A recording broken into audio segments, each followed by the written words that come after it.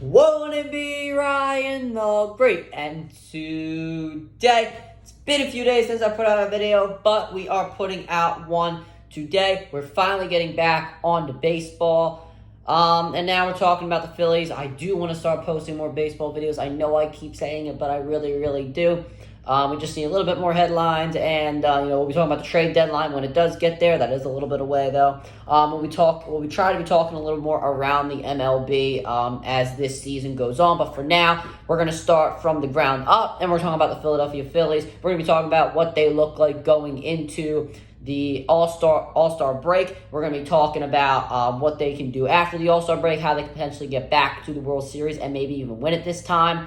We're talking about how I'm really not on this whole saying that the Phillies are looking like the team from last year. I know the stats are similar, but we're talking about my rebuttal against that. We're reacting to the the first half of the MLB season. So you guys don't want to hear me rambling on. You want to hear some analysis. So let's get right into it. But before we get right into it, guys, make sure you guys go subscribe with the post notifications on. I forgot my whole intro. Make sure you guys go subscribe to my brother. Make sure you guys subscribe with the Make sure you guys subscribe with the post notifications on. Go subscribe to my brother Lee and the Great Blogs. Make sure you guys go follow. Make sure you guys go subscribe to my second channel at Ryan the Cod Great. Make sure you guys go follow me on Twitter at Ryan the Great RTG. Make sure you guys go follow me on TikTok at Ryan the Great RTG, and make sure you guys go follow me on Twitch at Ryan the Great Podcast. It's been a few days, so gotta get my brain going again. But without further ado, ladies and gentlemen, let's get right into it, and let's roll that intro. Won't it be Ryan the Great? And today, oh hell yeah! Well, it's not that hard to understand if you know anything about football. Touchdown! A touchdown! Philly! And the Phillies walk it off!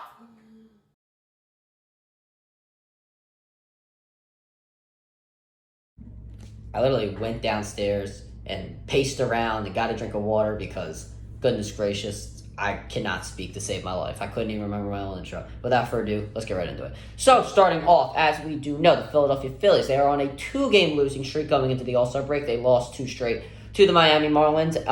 But before that, they had won 13 straight games on the road. That is tied for the most in franchise history. Definitely a great streak to go on if you are the Philadelphia Phillies. This team, before this road trip, was looking a little bit not that great. They weren't looking that good. Hitting was not going that well. The pitching was, giving up some runs here a lot. But now they finally have gotten that streak on the road, and, they could finish games out there, and we just got to take that and put it at home, because as we do know, we lost the series to the Washington Nationals at home, and that really just can't happen.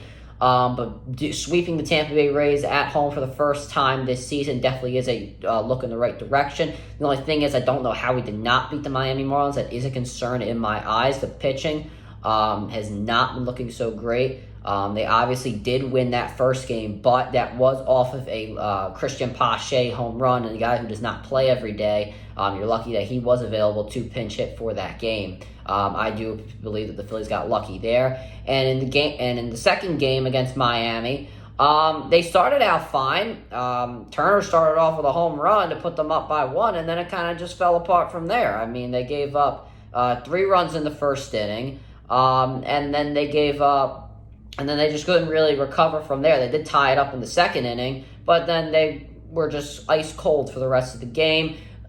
In this last game, Nola, I got a lot to say about him. He has looked god-awful, giving up 4 earned runs to only 6 strikeouts. That is absolutely abysmal in my eyes. The Phillies didn't score a run until the 5th inning, and Sanchez hit a home run in the first inning. Just awful baseball there. You truly do hate to see it. But let's talk about now.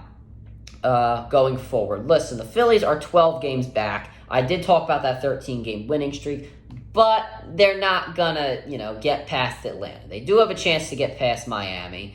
They're only 4.5 games back. Not even 3.5. They're 3.5 games back on the Miami Marlins right now. They're not, as I just said, they're not going to beat Atlanta. They're just too hot. They have 60 wins going into the All-Star break.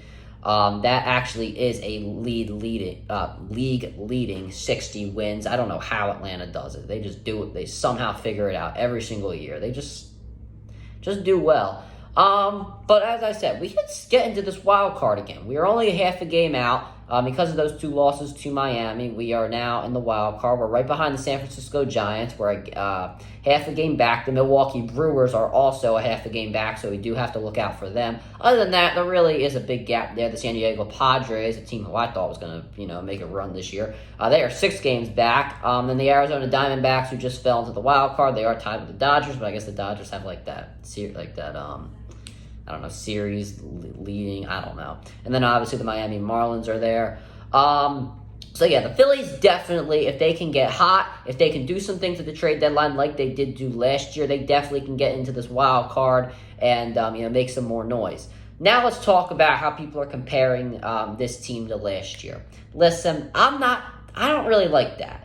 Because, listen, last year was obviously, they were a little better last year heading into the All-Star break than they are this year. The numbers are very identical. But let's look at something here.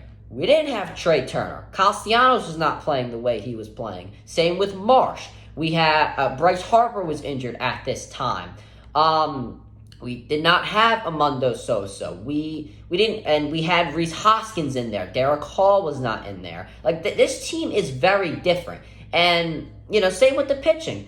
The pitching was very different. We did not have a Tyjon Walker. We did not have a Craig Trimble. We did not have a Gregory Soto. We did not have this good of a bullpen as last season. This team is very, very different in my eyes. The numbers might look the same, but we don't have the same players. And Schwarber is playing god-awful. I am so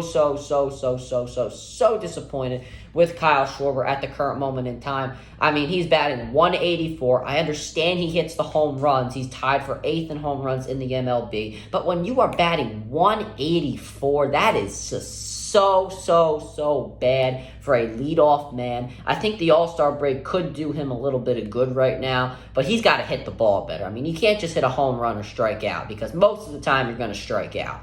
I mean, I'm not breaking any new news to anybody, am I? Turner, I feel like he's got to get it going. He started off the year really, really good, but has then got into a slump, has been all right as of late. He's batting .247 right now. Not as what we have expected to be from him. He should be a .290 hitter. But with Castellanos, kind of had the same numbers last year. It was his first year in Philly, so I'm willing to give him a chance to have this All-Star break and potentially have to give him an extension to next year to try and get comfortable with Philly. I do understand that right there. And now we're at the All-Star break. They're saying Bryce Harper, who does have an elbow injury right now, so we're going to have to look out for that. But they're saying right now that Bryce Harper is going to play first base after the All-Star break. So I'm looking at that that could potentially be happening. I'm not the biggest Derek Hall fan. In the beginning of the year I was, but I just think that thumb injury and some setbacks that he has had, he hasn't gotten a chance to be with this team and play with this team. And now we're already halfway through the season. I don't think he's going to get adjusted in time for the playoffs. He's batting .211, 1 home run, 3 RBIs. That's not really going to get the job done as a team that has a lot of offensive firepower. So I think moving Bryce Harper to first base would work out. Schwarber, I think, I would like to move him to the designated hitter spot, maybe move Pache out to left field. He's been hitting the ball pretty well, also a very good fielder.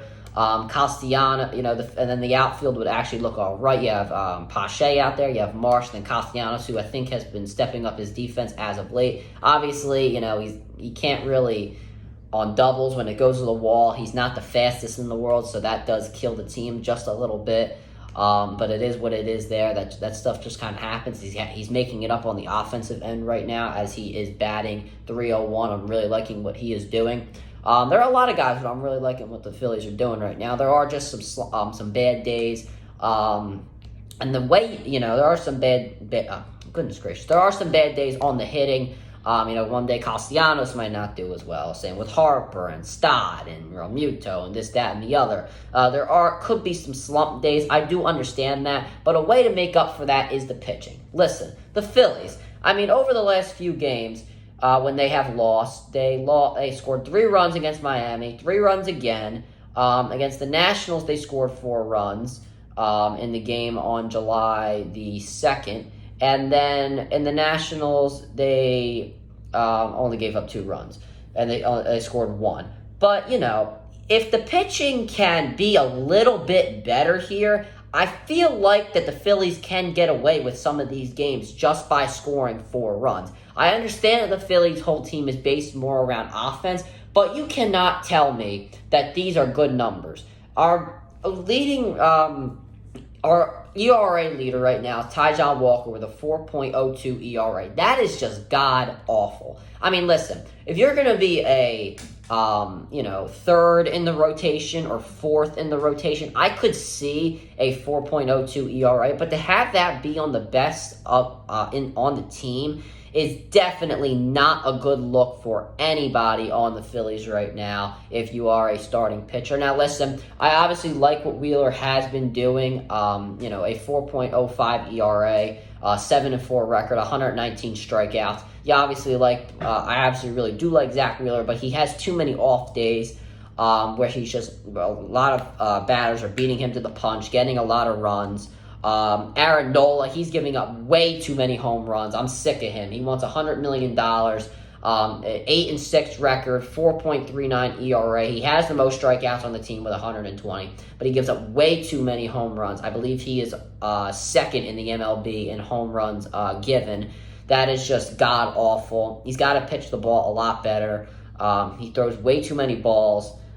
He keeps trying to give batters bad pitches to get them to swing at that, but eventually batters are going to figure that out, and they're just not going to swing, evidently, as we saw in the Miami game. He had about 70 pitches in 4 innings. While I do understand he's giving up runs, he's not like he's giving up doubles and, loading the bases. He's giving up 2-run home runs with men on first. You don't really have to throw that many pitches to give up runs like that. So it's not a good look for him. I'm not liking it. He wants $100 million. I wouldn't say trade him at the trade deadline because his value is got to be pretty low right now. I can't imagine it's pretty high. But I don't think the Phillies should be really selling anybody right now. They want to make another World Series run after being, one of the highest, having one of the highest payrolls in the MLB. I'm sure they would not want to be selling their players. I'm sure they'd like to be buying. Ty Walker, I'm a big fan of him. In the beginning of the year, I was kind of upset with him that he was not doing, the greatest in the world. But in the month of June, he was pitching absolutely incredible this season. A 10-3 record, a 4.02 ERA, 85 strikeouts. Had a great month of June. I believe he won almost every game in June except for one, if I'm not mistaken. But he had a really good June, pitched the ball really, really well. As I said, a 4.02 ERA when you're supposed to be third in the rotation, I can take that. But guys like Nola and Wheeler have to lower their ERA significantly if the Phillies want to make a run here. The bullpen, I think it's been doing a lot better. There's just a lot of injuries right now. Jose Alvarado obviously now has been placed on the 15-day injury list. If he was going to get hurt, then I think that it was a good time for him to get hurt now with the All-Star break. But I'm really liking what he's doing this year. 6 saves, a 1.38 ERA. I'm not the biggest Alvarado fan, but he's been playing pretty well this season. You got to give him his props there. The only thing is that he gives me so much agita. He loads the bases with about 1 out and then is able to get out of the inning. He pisses me off so much, but in that sense, but he's I don't even know. Christopher Sanchez, he's got a 2.84 ERA, but he's 0-2. I'm not really liking him as a starting pitcher. That's why I do think we have to go get a starting pitcher on the trade block. Listen, I know Scherzer could be available. I'm not really looking at him right now. Scherzer's getting a little older. I mean, we could use a guy that, is on a 1-year contract, like a Syndergaard, like how we traded for him last year. A guy who's on a 1-year deal. And can help you make a run and could potentially just go elsewhere next season. Scherzer did that for the Dodgers. They didn't win the World Series that year, but, he did help them make it there. Actually, another guy I forgot to bring up was Suarez, who's actually playing solid. He's got a 2-4 record. I'm not really liking that. I'm not the biggest Suarez fan, honestly, but if he can get the job done, that's fine. Bullpen's been good, been solid. Kimbrel, I don't know how to say his name. He's been all right. Soto, up and down. I think the pitch clock's honestly making him, not that great. Stram, or if that's how you say his name, he's been all right. Marte, same with him. I'm actually pretty liking him. Same with Hoffman. Some of these guys you never really heard of, doing solid. So, right now, what's my overall view? They can make the wild card. I don't think they're winning the division. Let's be realistic here. The pitching definitely has to be a lot better. I've been saying this since the beginning of the season. With the Phillies score 4 runs, you can definitely get away with that if you're the pitching. If you're the bullpen and the starting pitching, you can give up less than four runs. Let's be realistic here. If you're giving up 5 runs, it's just not a good look. But I haven't talked about the Phillies in a while. It's a pretty solid video, almost 14 minutes. So yeah, that'll do it for this video, guys. Make sure you guys subscribe and post notifications on. Go subscribe to my brother Lee and the Great Vlogs. Make sure you guys go subscribe to my second channel at Ryan the Cod Great. Make sure you guys go follow me on Twitter at Ryan the Great RTG. Make sure you guys go follow me on TikTok at Ryan the Great RTG. And make sure you guys go follow me on Twitch at Ryan the Great Podcast. And as always, Ryan the Great out. Peace.